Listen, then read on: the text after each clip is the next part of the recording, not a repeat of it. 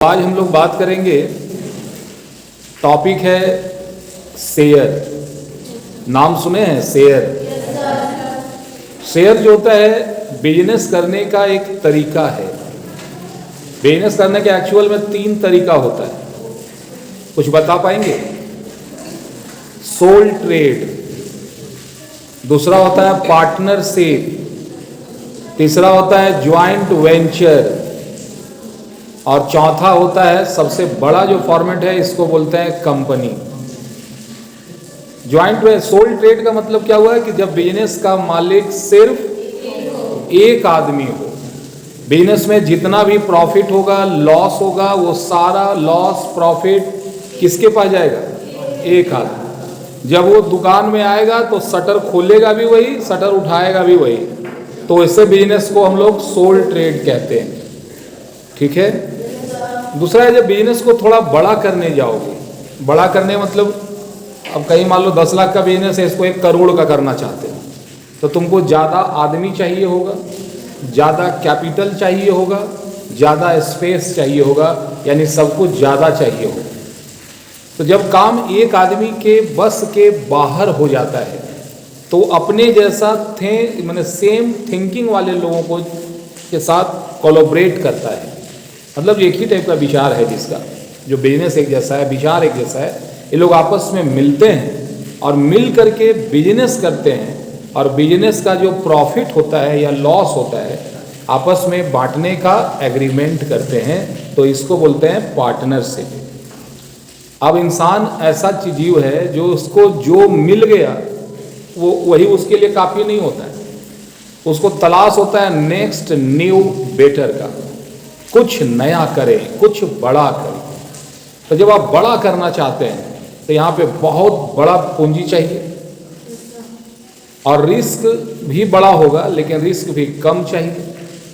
तो अगर आपको पूंजी बड़ा चाहिए और रिस्क कम चाहिए तो इसके लिए एक नया व्यवस्था बनाया गया, कंपनी। क्या बनाया गया? कंपनी। कंपनी बनाने वाले जो लोग होते हैं या जो इंसान होता है उसको बोलते हैं फाउंडर ऑफ कंपनी। मतलब कंपनी का जन्मदाता, विचारक, जिसके दिमाग में पहली बार ऐसा विचार आया। फिर वो अपने इससे 2-4 लोगों से मिलता है और पेपर वर्क करता है कंपनी। अब ध्यान देना, बिजनेस सोल ट्रेड हो, पार्टनरशिप हो या कुछ भी हो, पूंजी का जरूरत पड़ेगा या नहीं पड़ेगा? पड़ेगा। पूंजी के लिए मान के चलो जरूरत पड़ रहा है। अब कहीं मान को जरूरत पड़ रहा है 500 करोड़ रुपए, तो 500 करोड़ रुपया किसी एक आदमी से मांगेंगे तो देगा? वो बोलेगा कि अगर डूब गया, क्योंकि बिजनेस रिस्क होता है। जहाँ पे रिस्क नहीं, वो सोचो बिजनेस ही नहीं है। आप कुछ भी धंधा करो, रिस्क होता ही होता है। तो इस रिस्क को मैनेज कैसे करें? कोई एक आदमी हमको 1000-2000 करोड़ नहीं दे रहा है और हमको चाहिए ही उतना, तो हम क्या करें?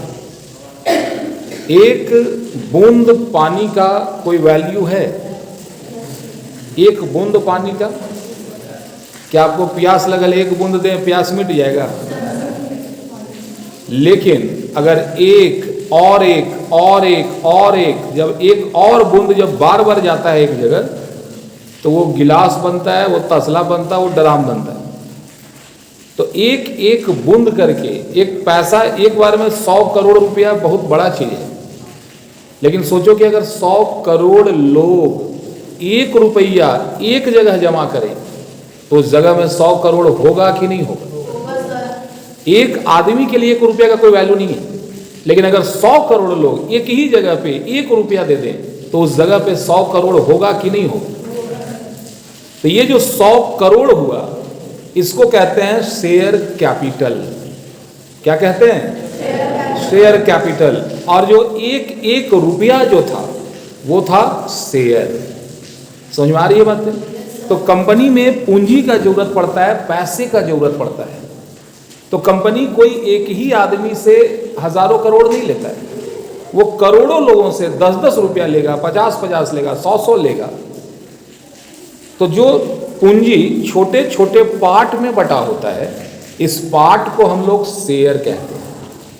और सारा शेयर को जोड़ करके एक बार में हम क्या कहते हैं? Share capital.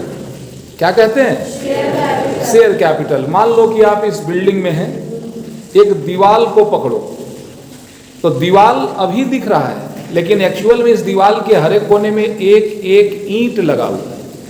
तो ईंट को अलग करोगे तो दीवाल बचेगा। तो कंपनी में जो दीवाल बना उसको बोलते हैं शेयर कैपिटल। और ये दीवाल बना किससे? एक एक ईंट से। तो एक एक ईंट को बोलेंगे शेयर। तो can you understand the difference between share और शेयर कैपिटल? तुम्हारा पूरा माथा अगर शेयर कैपिटल है तो इसमें एक एक बाल, समझ में आ रही है बातें? तो एक बाल रोज झाड़ने समय माथा दो चार को गिर जाता होगा तो कुछ हुआ, लेकिन अगर उगे नहीं, खाली गिरे तो 1 साल के अंदर में टकली या टकला। तो एक एक शेयर को बचा बचा के रखना है, ठीक है। अब सवाल यह है कि लोग शेयर क्यों खरीदते हैं? आपने ये तो सुना होगा कि कंपनी शेयर बेचता है, लेकिन सवाल है भाई कोई तो खरीदता होगा तभी ना बेच रहे हैं। अब पर्पस, बिहाइंड द पर्पस, लोग शेयर क्यों खरीदते हैं, कुछ बताएंगे? अगर तुमको हम बोलेंगे मेरा कंपनी है, इसका एक शेयर है बाबू 100 रुपया का, तुम्हारे टीचर हैं हम, हमको जानते हो ना, मेरे को शेयर लो और 100 रुपया दो, दे दोगे? बहुत पगली, 2 साल हो गया पढ़ाते पढ़ाते, नहीं देगी। हाँ, सवाल है तो कोई टाटा कंपनी में शेयर खरीदता है तो क्या रतनलाल टाटा से क्या रिलेशन बना के खरीदता है? क्या है? भरोसा, ट्रस्ट। पब्लिक क्यों खरीदता है? तो पहला वजह है ट्रस्ट होता है। अच्छा बताओ, ट्रस्ट किस बात पे होता है? सामने वाला आदमी पे, अपने पैसे पे, अपने दम पे, या कंपनी के प्रोग्राम पे? कंपनी के प्रोग्राम के, इस काम में पैसा लगाएंगे तो हमको फायदा होगा। सबसे बड़ा ट्रस्ट हमको दुनिया पे नहीं, क्यों करता है भरोसा? तू गैरों पे, जब चलना है तुझे अपने ही पैरों पे। सबसे पहले भरोसा खुद पे करना होगा, और खुद पे भरोसा होगा किस पर? आधार चाहिए सामने वाला ही, ये हमको डुबाएगा नहीं। और दूसरा कि जो हम पैसा लगा रहे हैं उससे हमको ज्यादा मिलेगा। यानी भरोसा होता है आपके इन्वेस्टमेंट पे या रिटर्न ऑन इन्वेस्टमेंट पे। रिटर्न ऑन इन्वेस्टमेंट मतलब जो हमने दिया, और रिटर्न ऑन इन्वेस्टमेंट जो हमको मिला या जो हमको मिलेगा। अगर आपको ये यकीन हो जाए कि हम 100 रुपया देंगे और 1000 रुपया कमाएंगे तो तुम किडनी बेच के भी पैसा दोगे। अगर तुमको डाउट होगा कि हम 1000 देंगे और 100 कमाएंगे तो फ्रीओ में लोगे? नहीं लोगे। तो business is the game of believe. आप किसी चीज को तभी खरीदते हैं जब आपको भरोसा होता है। आप किसी चीज को भरोसा नहीं है फिर भी खरीदते हैं, यानी जुआ खेलते हैं। तो इसका मतलब है आप सामने वाले पे भरोसा भयंकर है, या अपने किस्मत पे, हो सकता है आपको आ जाएगा, ठीक है। तो हमने सवाल किया था लोग शेयर क्यों खरीदते हैं। इसके पीछे का कारण एक है बाबू कि पैसा, जब आप काम करो तब आपको पैसा मिले, इसको बोलते हैं एक्टिव इनकम। लेकिन जब आप काम करो या मत करो लेकिन इनकम फिर भी आए, इसको बोलते हैं पैसिव इनकम। तो जब आपका पैसा आपके लिए काम करता है तो इसको बोलते हैं पैसिव इनकम। अब मान लो कि तेरे अकाउंट में 10,000 रुपया रखा हुआ है। अब ये 10,000 तुम अपने घर में अटैची में रख सकते हो, तो क्या लगता है साल भर बाद वो 12,000 हो जाएगा? वो तो वही रहा। अगर ये 10,000 तुम बैंक में रखते हो तो साल भर में अगर 10% ब्याज मिले तो 10,000 का 10% 1,000, साल भर के बाद 11,000 हो सकता है। कंपनी वाला बोला कि अगर आप 10,000 हमको आज दिए तो साल भर के बाद आपको 30% आपको रिटर्न ऑन इन्वेस्टमेंट मिलेगी। यानी आप हमको देंगे 10,000, इस पर आपको हम कमाई देंगे 3,000, 30%। तो पैसा अटैची में रखना, बैंक में रखना या कंपनी में देना, फायदेमंद कौन है? कंपनी। अगर कंपनी अच्छा है, भरोसे का है, तो आप कंपनी में पैसा डालें। 10,000 जो दिए वो तो जैसा है वैसे ही रहेगा, लेकिन बदले में आपको 3,000 मिल गया। तो इस 3,000 कमाने के लिए आपने कुछ किया, यहाँ कर रहा है आपका पैसा। इसको बोलते हैं पैसिव इनकम। आइए, पैसिव इनकम जो कमाना चाहते हैं वही लोग शेयर खरीदते हैं। तो कोई लोग शेयर क्यों खरीदता है? पैसिव इनकम के लिए, या पैसा के बदले पैसा कमाने के लिए। समझ में बात आया? अब लोगों का जरूरी है, अब किसके पास 100, 200, 500, 1000 रुपया नहीं है? आज की डेट में कोई है जो बोले कि 500 देखे हुए 5 साल हो गया? ऐसा होता है क्या? सभी लोगों के पास पैसा है, बस लोगों को पता नहीं चल रहा है यार ये हम 200 रुपये का करें क्या। कंपनी बताता है कि 200 रुपया को आप 2 लाख बना सकते हो। अगर आप मेरे को 200 रुपया दोगे तो अगला साल हम आपको 400 देंगे, फिर अगले साल 800, फिर 1600, फिर 3200, फिर 6400, फिर 6800। अगर इस तरह से बढ़ते जाएगा तो क्या लगता है वो 2 लाख नहीं बन जाएगा? लेकिन खाली रखे रहोगे जेब में तो क्या बढ़ेगा? तो कंपनी आपको ये ऑफर देता है, हम आपको कंज्यूमर के नहीं, बिजनेसमैन के पॉइंट ऑफ व्यू से सोचो। बिजनेसमैन वो होता है जो लोगों का पैसा उनके जेब से खींच के अपने जेब में ले जाता है। अभी तक जो कंज्यूमर होता है ये वो आदमी होता है जो अपना पैसा निकाल के खुदे दूसरा के हाथ में दे देता है। अब बिजनेसमैन वो है जो दूसरे के जेब का पैसा निकलवा देता है। जब भी कुछ खाते हो तो पैसा जेब से निकालते हो। तो कमाता कौन है? जो पैसा देता है या जो पैसा लेता है? जो पैसा लेता है। तो इस चैप्टर को ये सोच के पढ़ना कि तुम बिजनेसमैन बनने जा रहे हो। तेरे को आइडिया मालूम होना चाहिए, लोगों के पैसा हवा में उड़ रहा है एकदम लहलहा करके। तेरे को लोगों के जेब से पैसा निकालने का कला अगर है तो तुम पैसा तेरे पीछे पीछे भागेगा। वो कला कैसे? तो सामने वाले के दिमाग में ऐसा प्रेशर डालो कि उसको लगे कि अगर ये चीज अगर हम नहीं लिए, अभी नहीं तो कभी नहीं, अभी नहीं तो कभी नहीं। ध्यान देना, लोग पैसा निकालता है 2 कारणों से। तुम खुद को भी देखना, पैसा निकालता है 2 कारणों से। एक या तो डर से और दूसरा नहीं तो लालच से। पैसा लोग 2 ही कारण से निकालते हैं, डर से या लालच से। डर से क्यों? डर से क्यों? अब तुम हॉस्पिटल में गए, तेरा माथा दर्द रहा था, हॉस्पिटल में गए, डॉक्टर बोला थोड़ा माथा का एक्सरे करवाइए। एक्सरे करवाया, बोला ब्रेन ट्यूमर है, 5 लाख रुपया लगेगा। अब अगर 24 घंटा में नहीं ऑपरेशन हुआ तो फिर हम आगे कुछ नहीं कर सकते। इतना डॉक्टर अगर बोल दे तो लोग घर बार जमीन जायदाद बेच के भी इलाज करवाएगा कि नहीं करवाएगा? इसको बोलते हैं पैसा निकालता है लोग डर से।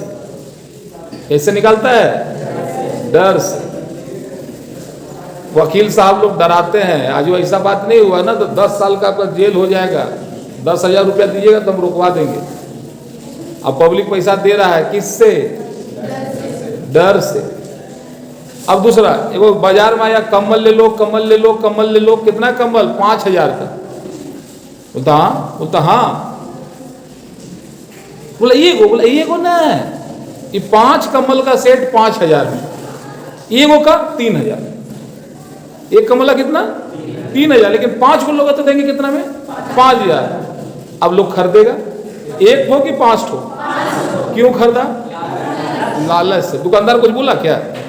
वो ऑफर दिया, 1 कम्बल 3,000 पर 5 कम्बल 5,000। अभी नहीं तो कभी नहीं, ले लो ले लो ले लो। लोग आ जाते हैं कि नहीं? ऐसे जरूरत एक के कमल का था, लेकिन लिए कितना? 5 कम्बल। तो ध्यान देना, या तो लोग डर से लेंगे या तो लोग लालच से लेंगे। लोगों के माइंड को पढ़ना सीखो। अगर ये सीख गए तो डिग्री बाद में होगा, 1,00,000 2 लाख रुपए का बैलेंस पहले होगा। तो लोगों के दिमाग के साथ खेलते कैसे? एक के बतवा बार बार जब रिपीट करोगे ना तो लोग जानता है फायदा कुछ नहीं है, लेकिन इतना बार सुना है कि वो आपका सामान ले लेता है। मेरी खूबसूरती का राज लक्स, आप सब जानते हैं कि साबुन से नहीला से गोरा नहीं होता है। पूछो कुड़ियों से कौन साबुन, अब वो नहीं होता fair and lovely, fair and lovely, एक हफ्ता में रूप बदलते हुए देख लो। अब मेरा क्रिस गेल नाम सुने हो, वो बेचारा पूरा फेयर एंड लवली के ड्रामे में डूब जाए तो क्या लगता है सचिन तेंदुलकर हो जाएगा? पब्लिक जानता है कुछ नहीं, जो फेयर है ओकरे लवली बनाता है, और जो लवली होती है वो फेयर हो ही जाती है। या फिर भी लोग खरीदते हैं कि नहीं? तो बार बार जब रिपीटेड मोड में दिमाग में डालोगे बात तो लोग खरीदेंगे। अब ध्यान देना, हम शेयर की बात कर रहे थे, और शेयर है कि कंपनी मार्केट में बता रहा है मेरा ये शेयर है, ये शेयर है, ऐसा है, 10,000 लगाओ 1 लाख कमाओ, महीना में कमाओ, साल में कमाओ। इतना ऐड मारा, उसने बोला कल हम शेयर बेचने जा रहे हैं 10,000।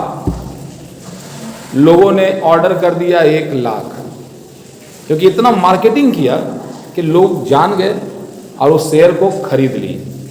तो 10,000 शेयर और एक शेयर का दाम है 10 रुपये, तो टोटल शेयर बिक जाए तो कितना पैसा आएगा? 10,000 शेयर और एक शेयर का दाम है 10 रुपये, तो कितना? जो आदमी शेयर खरीदता है उसको क्या कहते हैं? Share holder. जो शेयर खरीदता है उसको कहते हैं शेयर होल्डर। और एक्चुअल में कंपनी का मालिक जो होता है वो शेयर होल्डर ही होता है। शेयर 2 प्रकार का है, एक इक्विटी शेयर और एक प्रेफरेंस शेयर। नाम सुने हैं? क्या अंतर है दोनों में, इक्विटी और प्रेफरेंस में? ध्यान देना, तुम अपने माँ बाप के लिए इक्विटी शेयर हो, अपने माँ बाप के तुम इक्विटी शेयर हो, क्योंकि उनके बाद उनके घर का मालिक तो तू ही है। अब तेरा ममेरा भाई आ गया तो वो भी तो तुम्हारे माँ बाप के लिए बेटा ही समान है। और घर में बना बढ़िया एकदम कुरकुरेदार कचौड़ी भुजिया, तो सबसे पहले आपको खिलाया जाएगा कि ममेरा भाई को? पहले मेहमान को खिलाओ। तो जो मेहमान आए उसी को बोलते हैं प्रीफरेंस शेयर, और जो आप हैं इक्विटी शेयर। समझ में बात आया? ऐसा दोनों ही शेयर है, लेकिन कंपनी में अगर लाभ हुआ तो सबसे पहले लाभ किसको दिया जाएगा? प्रेफरेंस वाले को। माने घर में खाना बना और मेहमान है तो पहले मेहमान को खिलाओगे कि भरपेट अपने खाओगे? पहले मेहमान को, फिर जो बचे तो खुद खाओ। तो कंपनी में जो प्रॉफिट होता है इसको डिविडेंड कहते हैं। तो डिविडेंड सबसे पहले किसको दिया जाएगा? प्रेफरेंस शेयर्स को, और उसके बाद बचेगा तो इक्विटी शेयर। प्रेफरेंस शेयर का फिक्स होता है 10% प्रेफरेंस शेयर, यानी उसको 10% ही मिलेगा। इक्विटी में कोई परसेंटेज नहीं होता है। इक्विटी को उतना मिलेगा जितना कभी हजारों % हो सकता है। इक्विटी शेयर ओरिजिनल मालिक है, यहाँ रिस्क है। प्रेफरेंस शेयर थोड़ा गिफ्ट वाला मालिक है, उसको कम रिस्क है। ठीक है, अब बताओ कि क्या शेयर का पैसा कंपनी एक ही बार में मांग लेता है या इंस्टॉलमेंट में? कैसे मांगता है? पहला इंस्टॉलमेंट, हट पूरा नाम बोलो।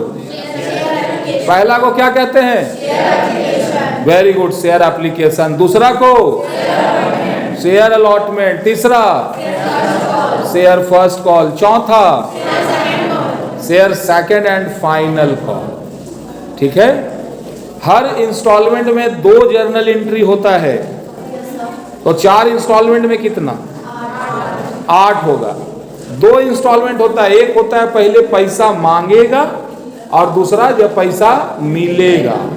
तो जब ही पैसा मिलेगा तो तेरे पास आएगा क्या? पैसा, मनी।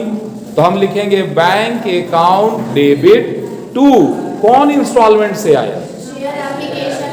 अगर बोले एप्लीकेशन मनी रिसीव तो जर्नल एंट्री क्या होगा? क्या होगा? Allotment money receive, first call money receive, final call money receive. ध्यान देना, रिसीव जब भी नजर आए तो बैंक अकाउंट डेबिट टू, जिसका नाम बोले वो, फिर से बोलना, बढ़िया से बोलो, बॉयज गर्ल्स आप लोग मिल के बोलो, एप्लीकेशन मनी रिसीव, लड़कियां चुप, बॉयज आप बोलो, बैंक का sorry application money receive, allotment money receive, हट कुड़ियों आप लोग बोलो, first call money receive, final call money receive, share final call, final मने आखिरी, तो जो रिसीव बोल रहा है तो बैंक तो हर जगह होगा, और टू जिसका आ रहा है सो। दूसरा होता है इंस्टॉलमेंट मनी ड्यू, तो जिसका ड्यू रहेगा वो डेबिट में, और टू शेयर कैपिटल, तो application money due, share application account debit, share capital account, allotment money due, बहुत अच्छा, share first call money due, final call money due, समझ में आ रही है बातें? अब जरा ध्यान देना, क्रॉस क्वेश्चन होएगा, first call money receive, bank account debit to share first call account, बोले allotment money due, share allotment account debit to share capital account, allotment money receive, बहुत अच्छा, bank account debit to share allotment account. समझ में बात आया? Share बेचने का काम तीन तरीका से, issued at par, issued at premium, issued at par. देखो, दाम किसी शेयर का बाजार में जाते हो, बोला आलू कैसे, तो आप बोलते हैं ना 20 रुपये 25 रुपये, तो जब आप शेयर खरीदने जाओगे तो पूछोगे नहीं बाबू शेयर कैसे, तो बोलेगा बाबू इसका दाम 10 रुपया है, तो आपने बोला एक ठो दे दो, बोला दाम 10 रुपया है लेकिन हम बेच रहे हैं 15 रुपया में, लेना है तो लो वरना जाओ। दाम एक्चुअल में कितना है, लेकिन बेच कितना में रहा, और साथ में हड़का भी रहा है, लेना है तो ले नहीं तो जो। इसका मतलब क्या, कैसे बेच रहा है, कैसे बेच रहा है, शेयर इशूड एट प्रीमियम। बोले भाई शेयर कैसे दे रहे हो, बोला देखो भैया दाम तो 10 रुपया है, हम ले रहे नालायक दे कैसे रहे हो, 8 रुपये ले लो। बोला अकबक आ गए, अरे दाम कैसे बोला भाई, बोला 10 रुपये दे कैसे रहो, 8 रुपये ले लो।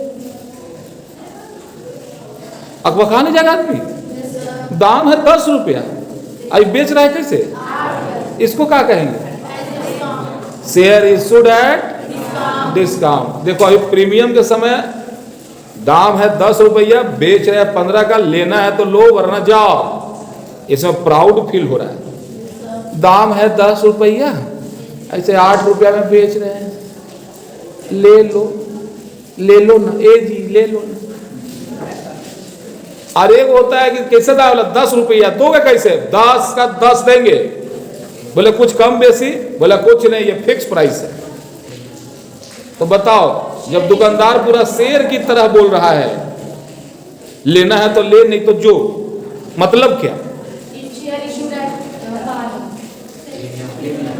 Share issued at premium, share इतना है लेकिन दे इतने में रहे, ले लो, ये क्या है,